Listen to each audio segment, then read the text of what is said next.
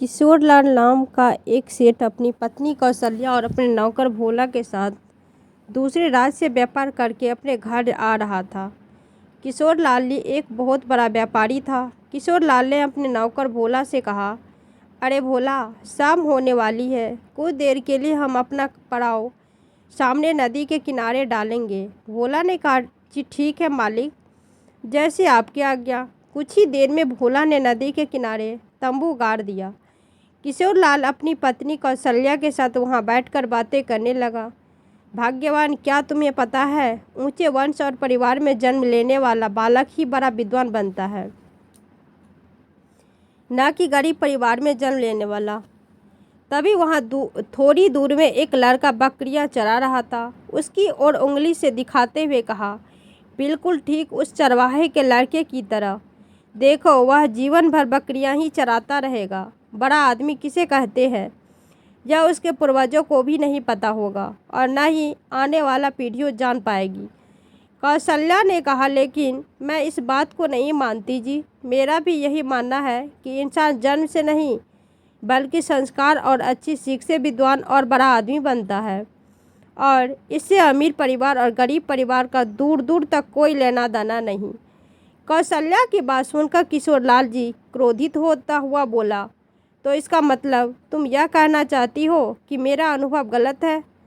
कौशल्या बोली, आपका अनुभव ही नहीं, आपकी सोच भी गलत है।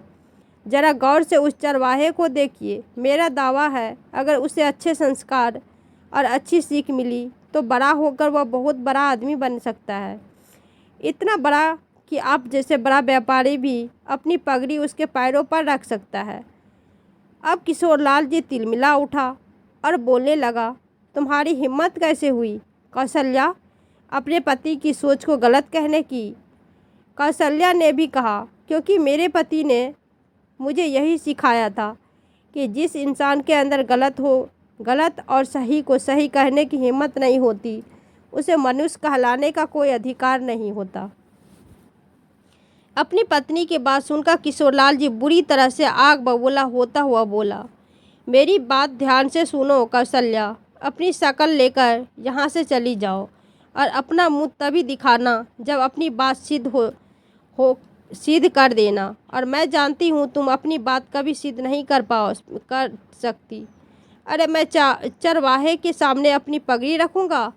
नामुमकिन। यह चरवाहा हमेशा गरीब के गरीब ही रहेगा। यह जीवन भर बकरियां ही चराता रहेगा। अपने पति का क्रोध भरा चेहरा देखकर कौशल्या अटल विश्वास में बोली, आपका आदेश सर आंखों पर स्वामी, परंतु जो सत्य है वह सत्य ही रहेगा और मैं इसे सिद्ध करके भी दिखा दूंगी। कुछ देर बाद वो तीनों अपने घर पर पहुंच गए। घर पर पहुंचकर किशोरलाल जी का गुस्सा ठंडा हो चुका था, लेकिन कौशल्या अभी भी गुस्से में थी। कौशल्या को देखकर किशोरलाल जी खुद से बोला, गुस्से में मैं कुछ ज़्यादा ही बोल गया, मुझे अपनी पत्नी से क्षमा मांग लेनी चाहिए। इतना कहकर किशोरलाल जी अपनी पत्नी के पास जाकर बोला, मैं अपनी कथन पर बहुत शर्मिंदा हूँ, मेरी समझ में आ गया है। अपने पिता की बात सुनकर कौशल्या मुस्कुराते हुए बोली, स्वामी, मुँह से निकली बात और कमान से निकला हुआ तीर कभी भी वापस नहीं आता। अब तो मैं अपनी बात की सिद्ध करके ही आपको अपना मुंह दिखाऊंगी। इतना बोलकर कौशल्या अपने नौकर भोला से बोली, तुम मेरा साथ दोगे या अपने मालिक का साथ दोगे? भोला नज़र के नीचे झुकाकर बोला, मैं आपका साथ दूंगा मालकिन, आप यहाँ जहाँ बोलोगी मैं वहीं जाऊँगा। यह सुनकर किशोरलाल निराश होता हुआ अपनी पत्नी से बोला, तो इसका मतलब यह है कि तुमने मुझे क्षमा नहीं किया? आप मेरे पति हैं, मेरे स्वामी, पर बात मेरी प्रतिष्ठा की है। तुम मुझे इस तरह छोड़कर नहीं जा सकती कौशल्या। कुछ सामाजिक परंपराओं के बारे में तो सोचो। मैं आपसे सदा के लिए अलग नहीं हो रही, विश्वास कीजिए। हम बहुत जल्द ही फिर मिलेंगे। अगर तुम्हारी यही इच्छा है तो कुछ पैसे साथ में लेती जाओ, तुम्हें इसकी ज़रूरत पड़ सकती है। नहीं, उसकी ज़रूरत नहीं है स्वामी, मैं भी एक व्यापारी की पुत्री हूँ, अपनी बुद्धि से धन कमाना चाहती हूँ। इतना बोलकर कौशल्या अपने नौकर भोला के साथ घर से बाहर निकल गई। कौशल्या ने अपने नौकर भोला के साथ उसी नदी किनारे पर पहुंची, जहां से कुछ देर पहले वह वापस लौटे थे। नदी के पास पहुंचकर बोला कौशल्या से बोला, मालकिन, मुझे लगता है कि आपको अपने पिता के पास जाना चाहिए। कौशल्या ने कहा, नहीं बोला, हम शंकर नगर चलेंगे। पर उसने पहले एक बात, और कुछ देर पहले जहाँ पर एक लड़का बकरियाँ चरा रहा था, उस चरवाहे के लड़के को तलाश करो और उसे यहाँ पर लेकर आओ। तब तक मैं एक वृक्ष की घनी छाँव में बैठी हूँ। भोला ने कहा, जैसी आपकी आज्ञा, मैं अभी उसे खोज कर लेकर आता हूँ। कुछ देर बाद भोला उसी लड़के को लेकर आज पहुँचा और कौशल्या से बोला, मैं इसे ले आया मालकिन, यह एक चरवाहे का ही पुत्र है। कौशल्या ने उस लड़के से पूछा, क्या नाम है तुम्हारा? उस लड़के ने कहा, मेरा नाम गोपाल है। आपने मुझे क्यों बुलाया है? कौशल्या ने कहा, देखो गोपाल, तुम एक अच्छे लड़के हो, इसीलिए मैं तुम्हें बड़ा आदमी बनाना चाहता हूँ। क्या तुम मेरे साथ शंकर नगर राज्य चलोगे? कौशल्या की बात सुनकर गोपाल कुछ सोचते हुए बोला, मुझे आपके साथ जाने में कोई आपत्ति नहीं, परंतु मेरे पिता नहीं मानेंगे। तुम मुझे अपने पति के पास ले चलो, मैं उन्हें ठीक से समझा दूंगी। मुझे विश्वास है कि वह मेरी बात को समझेंगे। फिर कुछ ही देर में गोपाल कौशल्या को लेकर अपने घर पर पहुंचा। गोपाल के पिता को देखकर कौशल्या ने कहा, राम राम, मैं कौशल्या व्यापारी किशोर लाल की पत्नी हूँ। मैं आपके बेटे को अपने साथ शंकर नगर ले जाना चाहती हूँ। गोपाल के पिता ने चौंक कर कहा, परंतु किस लिए? कौशल्या ने कहा, जब मैंने आपके बेटे को देखा तो न जाने क्यों मुझे इसमें अपना पुत्र नजर आया। मैं नहीं चाहती कि यह सारा जीवन बकरियां चराकर व्यतीत करे।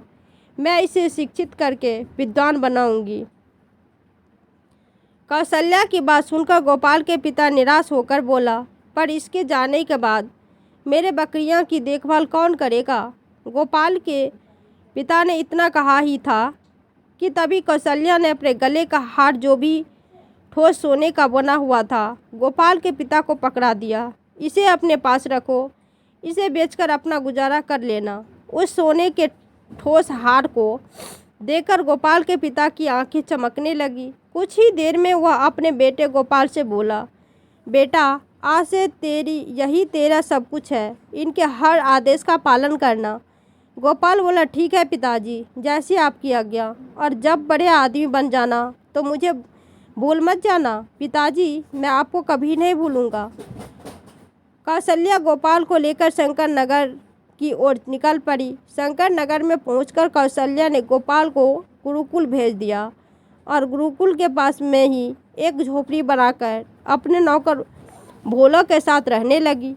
2 वर्ष बाद गोपाल गुरुकुल रहने लगी। 2 वर्ष बाद गोपाल की परीक्षा में उत्तीर्ण हो गया और वह खुश होते हुए कौशल्या के पास गया। कौशल्या गोपाल की ओर देखकर मुस्कुराते हुए बोली, गोपाल, तुमने परीक्षा तो उत्तीर्ण कर ली, अब व्यावहारिक शिक्षा ग्रहण करो। आज से तुम राज दरबार में ही जाया करो और वहाँ पर होने वाली विभिन्न प्रतियोगिता में हिस्सा लिया करो।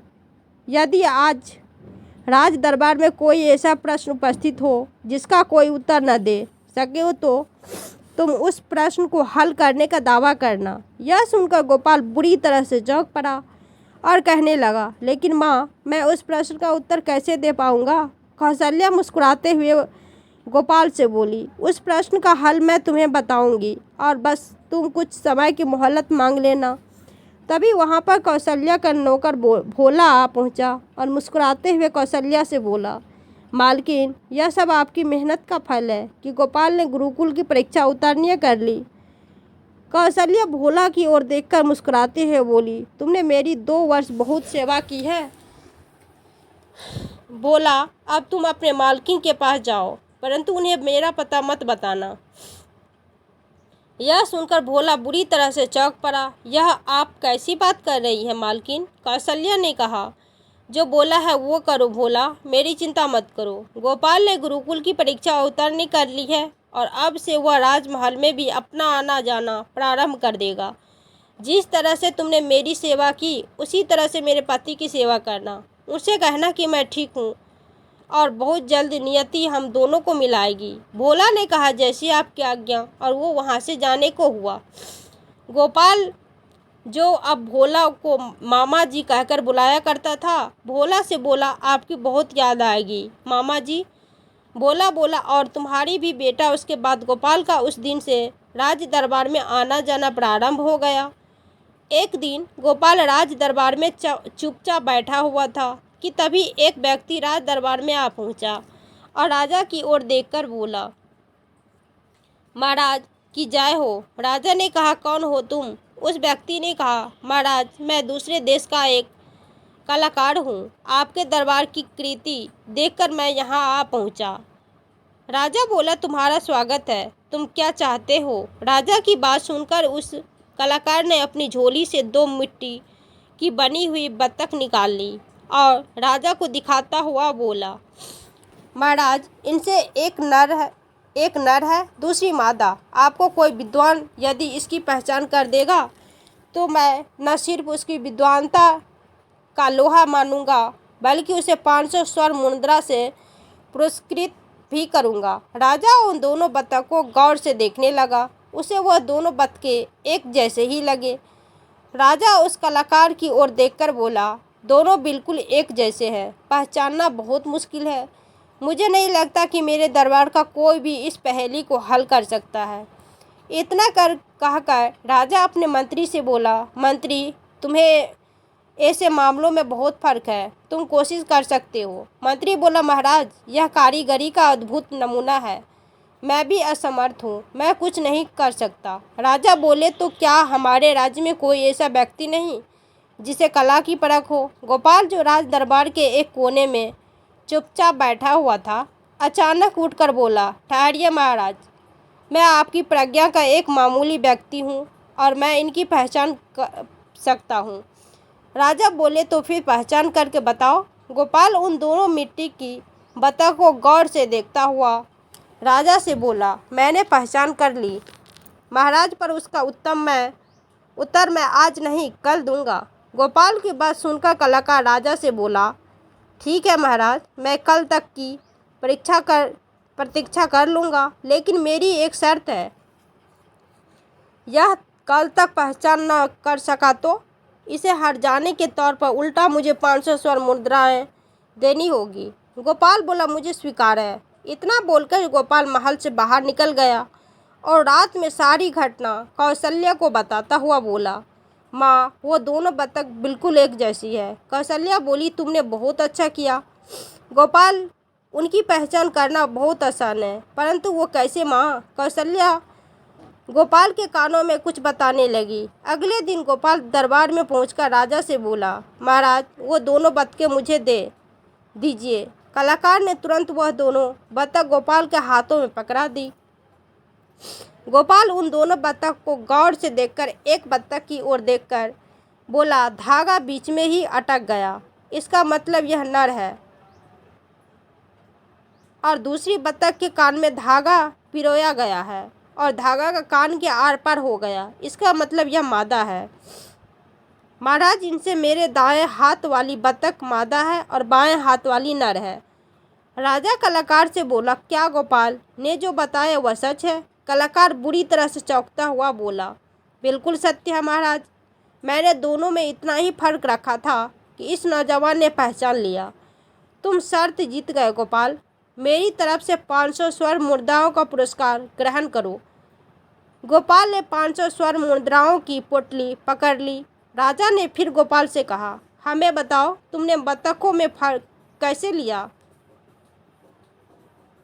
फर्क कैसे किया? महाराज धारणा है कि परिंदों में मादा के कान के छेद खुले रहते हैं। कलाकार ने शायद इसी धारणा के अंतर्गत ही छोरा बनाया गया था, जिससे मैंने अनुमान से पहचान लिया। राजा खुश होते हुए गोपाल से बोला, गोपाल तुमने हमारा सर ऊंचा कर दिया, हमें तुम पर गर्व है। मांगो, क्या मांगते हो? हम तुम्हारी एक इच्छा जरूर पूरा करेंगे। गोपाल बोला, महाराज उचित समय आने पर मानूंगा, अभी तो बस मेरी विनती यही है कि मुझे दरबार में बिना रोक टोक आने जाने की आज्ञा प्रदान की जाए। राजा बोला, तुम्हें आज्ञा दी जाती है। फिर समय ऐसे ही बीतने लगा। धीरे धीरे इस बात को 5 वर्ष बीत गए। गोपाल अब बालक से युवक बन चुका था। एक दिन राजा गोपाल के साथ अपने बगीचे में खड़ा हुआ था। कि तभी वही कलाकार 2 घोड़े लेकर फिर से आ पहुंचा और राजा से बोला, महाराज, मैं वही कलाकार हूँ जो पिछली बार आपके यहाँ अपनी शर्त हार कर लौट गया था। राजा हंसते हुए उससे बोला, इस बार क्या नई शर्त लेकर आए हो? महाराज, मेरे पास यह 2 घोड़ियाँ हैं। यह जोड़ा बिल्कुल एक जैसा है। इनसे एक घोड़ी है और दूसरी घोड़ा। माँ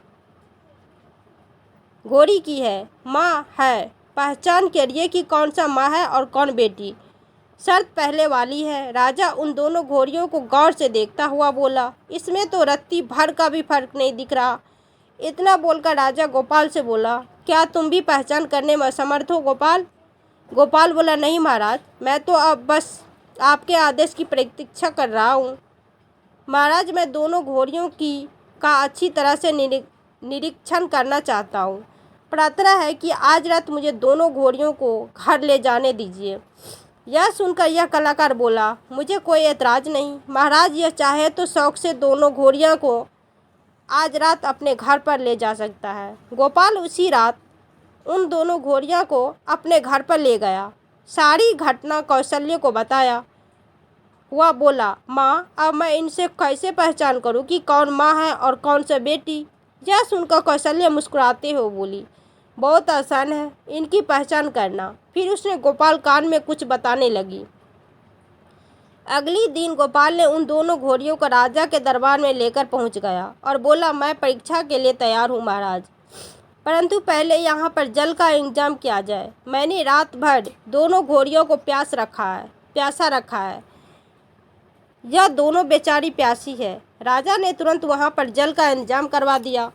गोपाल ने जैसे ही उन दोनों घोड़ियों को छोड़ा, वह दोनों घोड़ियाँ दौड़ते हुए उस जल के पास चली गई और एक दूसरे की ओर देखने लगी। फिर एक घोड़ी चुपचाप पानी पीने लगी। गोपाल राजा की ओर देखकर बोला, महाराज, जो घोड़ी पानी पी रही है वो बेटी है और वो जो चुपचाप खड़ी है वो उसकी माँ है। यह सुनकर कलाकार बुरी तरह से चौंक पड़ा। राजा कलाकार से बोला, क्यों कलाकार, क्या गोपाल ने सच कहा है? कलाकार बोला, जी महाराज, मैं फिर से शर्त हार गया। इतना बोलकर कलाकार गोपाल से बोला, परंतु तुमने इन्हें पहचाना कैसे? गोपाल बोला, बहुत आसान था। हर माँ में अपनी औलाद के प्रति ममता होती है। माँ स्वयं भूखी प्यासी रहकर भी पहले अपनी औलाद का पेट भरती है। यह एक ईश्वरीय नियम है। यह दोनों घोड़ियाँ रात भर से प्यासी थी। अब जब इन्हें पानी दिया गया तो बेटी माँ को हटाकर खुद पी रही है। माँ के अंदर ममता का भाव है, इसीलिए वह स्वयं प्यासी होते हुए भी पहले बेटी को पीने का मौका दे रही है। कलाकार ने फिर से 500 स्वर्ण मुद्रा की पोटली गोपाल को पकड़ा दी। राजा खुश होते हुए बोला, गोपाल, तुमने 2 बार राजी के समान रखा और पुरस्कार भी जीते, परंतु मेरी इच्छा है कि मैं तीसरा पुरस्कार तुम्हें स्वयं दूंगा। बोलो, क्या मांगते हो, धन या राज्य? दरबार में कोई पद?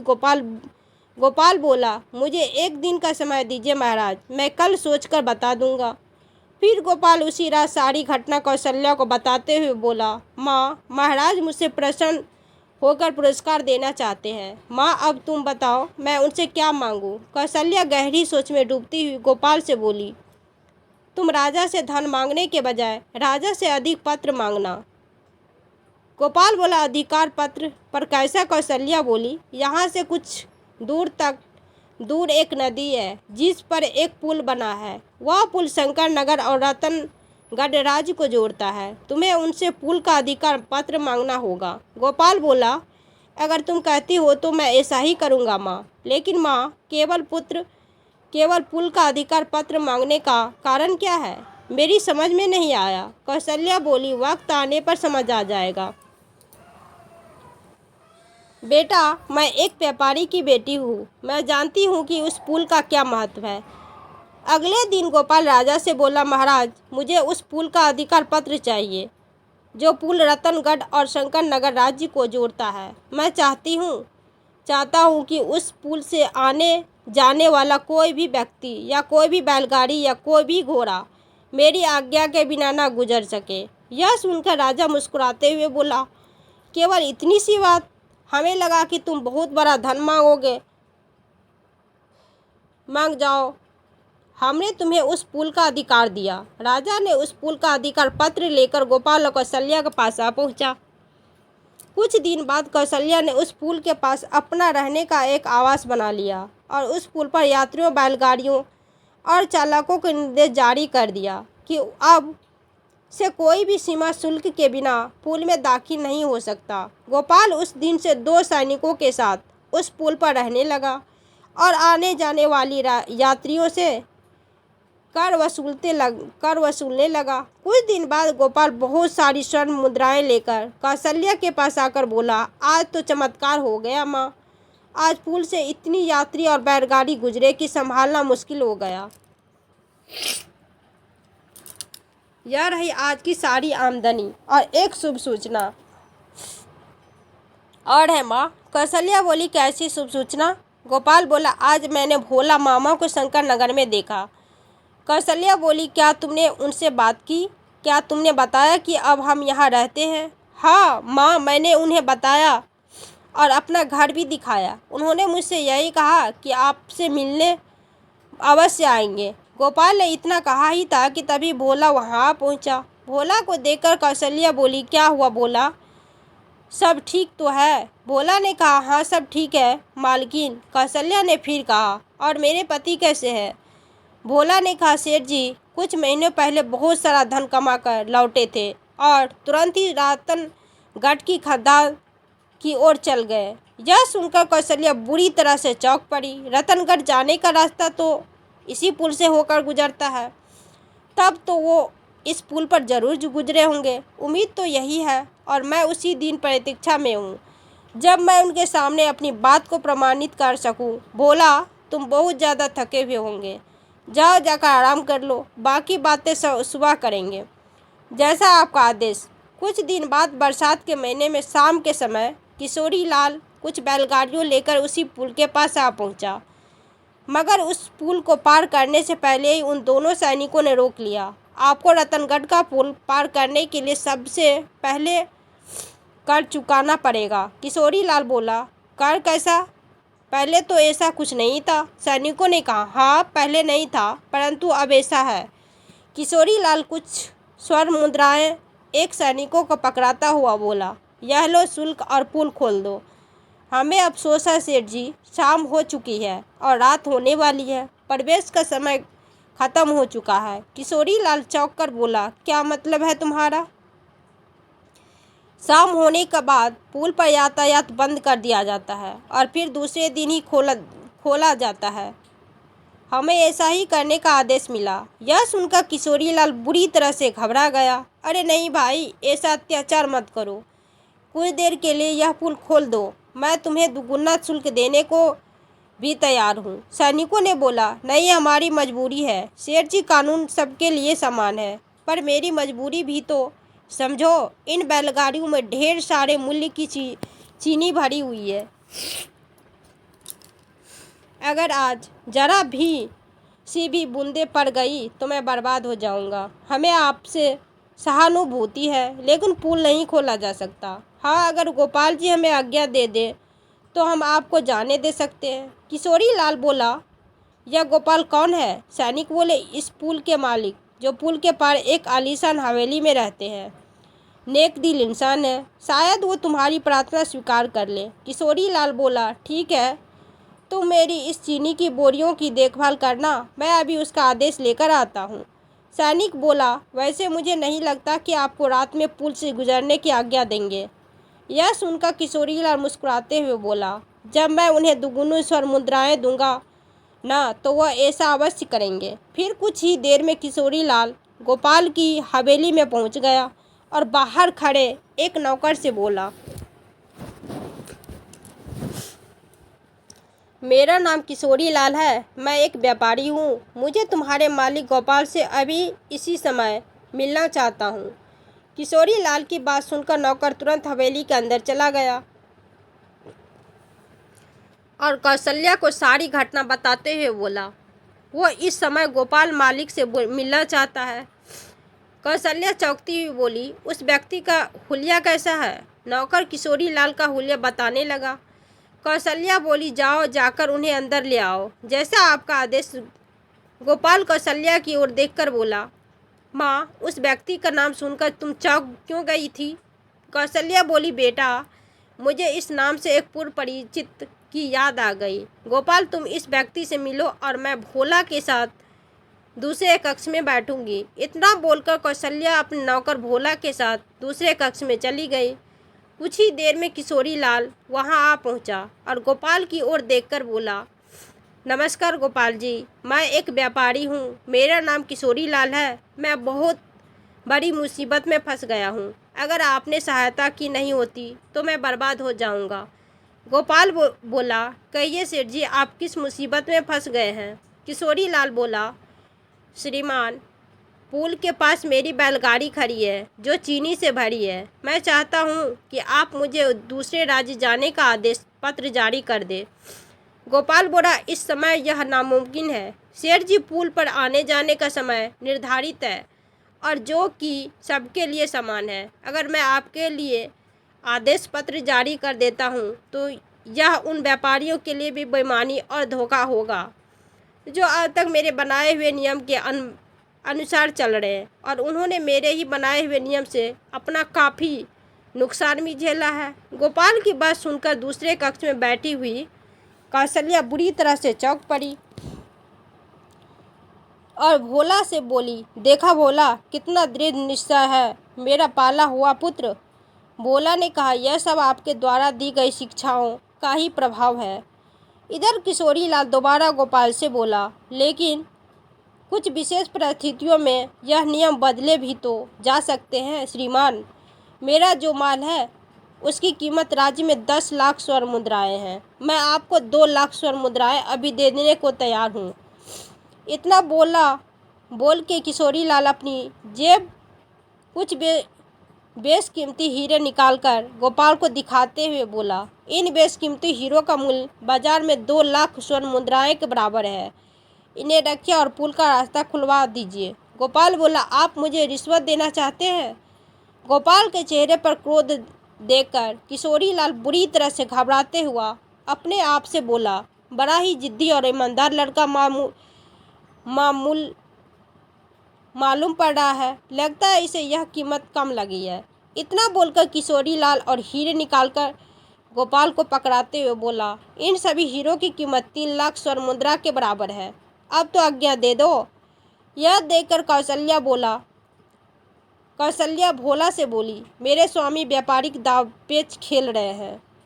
कहीं गोपाल इन हीरो को देखकर लालच में ना आ जाए। इतने कीमती हीरो को देखकर गोपाल के चेहरे के कुछ समय के लिए भाव बदल गए और वह बड़ी ही गौर से किशोरी लाल की ओर देखकर बोला, आप इतने कीमती हीरे मुझे इसलिए देना चाहते हो कि मैं कानून तोड़ दूं?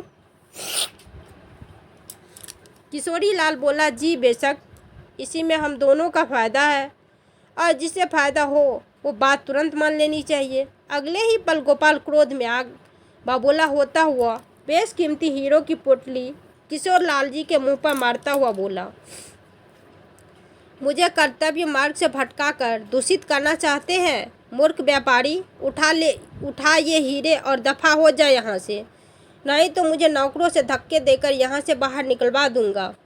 यह देखकर कौशल्या खुश हो गई। किशोरी लाल बुरी तरह से घबरा गया। वो समझ गया कि गोपाल और अधिकारियों की तरह लालची नहीं है। किसी ने इसे अच्छे संस्कार दिए हैं और गोपाल बिकाऊ नहीं। किशोरी लाल तुरंत अपनी पगड़ी उतारकर गोपाल के पैरों में रखता हुआ बोला, व्यापारी के नाते न सही, एक बुजुर्ग के नाते तो मेरी प्रार्थना स्वीकार कर लो। मेरी बैलगाड़ी के लिए पुल का रास्ता खोल दो। मेरी बहुत सी बैलगाड़ी जिसमें गुड़ और चीनी रखी हुई है वह भी यहाँ तक पहुँचने वाली होगी। अगर बारिश होगी तो मैं पूरी तरह से बर्बाद हो जाऊँगा। तभी कौशल्या भोला के साथ उस कक्ष से बाहर आ गई। कौशल्या और भोला को देखकर किशोरी लाल बुरी तरह से चौंक गया। कौशल्या किशोरी लाल की ओर देखकर बोली, क्या हुआ? मुझे ऐसे गौर से क्यों देख रहे हो? आप तो ऊंचे परिवार में पैदा हुए हो और उच्च कुल में पैदा हुए हो, फिर एक नीचे परिवार में पैदा होने वाले व्यक्ति के सामने इस तरह से गिड़गिड़ा क्यों रहे हो? मैं आपसे पूछती हूँ, क्या ऐसा करना आपको शोभा देता है? किशोरी लाल बोला, तुम ये क्या कह रही हो कौशल्या? मेरी समझ में कुछ नहीं आ रहा। तुम यहाँ कैसे? इतना बोलकर किशोरी लाल भोला की ओर देखकर बोला, यह सब क्या है भोला? तभी कौशल्या अपने किशोरी लाल की ओर देखकर बोली, जानते हो गोपाल, वही चरवाहा है जिसे आपने घृणा पूर्वक कहा था कि नीच परिवार में जन्म लेने वाला नीच ही होता है। यह कभी बड़ा आदमी नहीं बन सकता और न इसकी आने वाली पीढ़ियों कभी जान पाएगी कि बुद्धिमान क्या होता है और बड़ा आदमी क्या होता है। किशोरी लाल चौंक कर बोला, यह नामुमकिन है। कौशल्या बोली, यह सत्य है। अगर विश्वास न हो तो भोला से पूछ लो। फिर किशोरी लाल भोला से बोला, क्या यह सच है भोला? भोला ने कहा, हाँ यह सच है मालिक। गोपाल वही चरवाहा है जो किसी ज़माने में भेड़ बकरियां चराता था। तभी गोपाल किशोरी लाल से बोला, आज मैं जो कुछ भी हूँ अपनी इस माँ की कृपा से हूँ। किशोरी लाल हाथ जोड़ता हुआ अपनी पत्नी से बोला, कौशल्या, मैं अपने कथन पर बहुत शर्मिंदा हूँ। मेरी समझ में आ गया, तुम्हारा कथन ठीक था। आदमी ऊंचे परिवार में जन्म लेने से नहीं, संस्कारों से